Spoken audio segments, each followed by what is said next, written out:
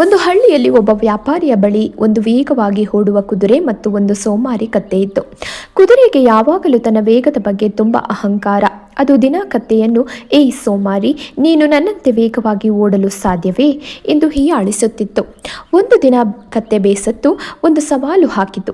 ಸರಿ, ನಾಳೆ ಬೆಳಿಗ್ಗೆ ಆ ಬೆಟ್ಟದ ತುದಿಯನ್ನು ಯಾರು ಮೊದಲು ಮುಟ್ಟುತ್ತಾರೋ ಅವರೇ ಗೆದ್ದಂತೆ ಎಂದಿತು. ಕುದುರೆ ನಗುತ್ತಾ ಒಪ್ಪಿಕೊಂಡಿತು. ಪಂದ್ಯ ಆರಂಭವಾಯಿತು. ಕುದುರೆ ಗಾಳಿಯ ವೇಗದಲ್ಲಿ ಓಡತೊಡಗಿತು. ಕತ್ತೆ ನಿಧಾನವಾಗಿ ಹೆಜ್ಜೆ ಹಾಕುತ್ತಿತ್ತು.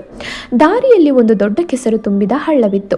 ಕುದುರೆ ವೇಗವಾಗಿ ಬಂದು ಅದರಲ್ಲಿ ಜಿಗಿಯಲು ಹೋಗಿ ಕೆಸರಿನಲ್ಲಿ ಸಿಲುಕಿಕೊಂಡಿತು. ಅದು ಎಷ್ಟು ಒದ್ದಾಡಿದರೂ ಹೊರಬರಲು ಸಾಧ್ಯವಾಗಲಿಲ್ಲ.